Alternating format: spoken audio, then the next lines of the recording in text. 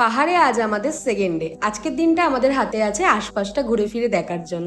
তাই সকাল সকাল সবাই রেডি হয়ে ব্রেকফাস্ট করে নিয়েছি। এখন আমরা বেরোবো, আশপাশটা একটু এক্সপ্লোর করব, নিজেদের মতো করে আনন্দ করব, অনেক রিলস আর ফটো তুলবো। এটাই হলো গিয়ে গ্রুপের সাথে আসার মজা।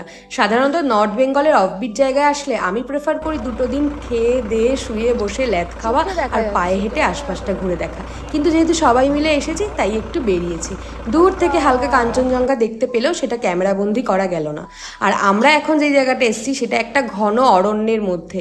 এত সুন্দর জায়গাটা বলে বোঝানোর মতো না। একটা সুন্দর জায়গায় এসেছি, ঘন জঙ্গলের মধ্যে থেকে সিঁড়ি দিয়ে নামতে হচ্ছে।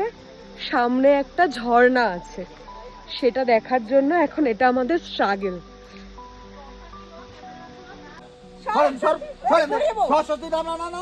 আর এরা এখানে ছবি তোলা নিয়ে ঝগড়া বাঁধিয়ে দিয়েছে।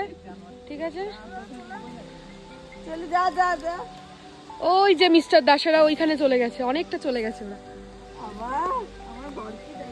ঝর্ণার আওয়াজ পাওয়া যাচ্ছে, দারুণ লাগছে। আমরা সেই জঙ্গলের মধ্যে থেকে নেমে ঠিক এই জায়গাটা এসে পৌঁছেছি। একটা অসাধারণ লোকেশন, কিন্তু একদম অফবিট জায়গায়। অনেকেই জানে না, আমাদের ড্রাইভার আমাদেরকে নিয়ে এসেছে। দারুণ লাগছে,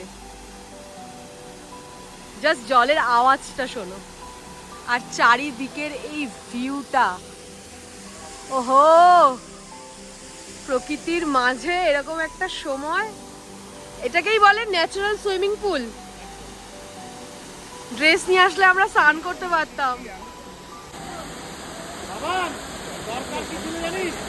জামা কাপড়টা নিয়ে এখানে এসে পুরো পুকুরটা কাটিয়ে চলে যাওয়া, কোথাও যাওয়ার দরকার ছিল না।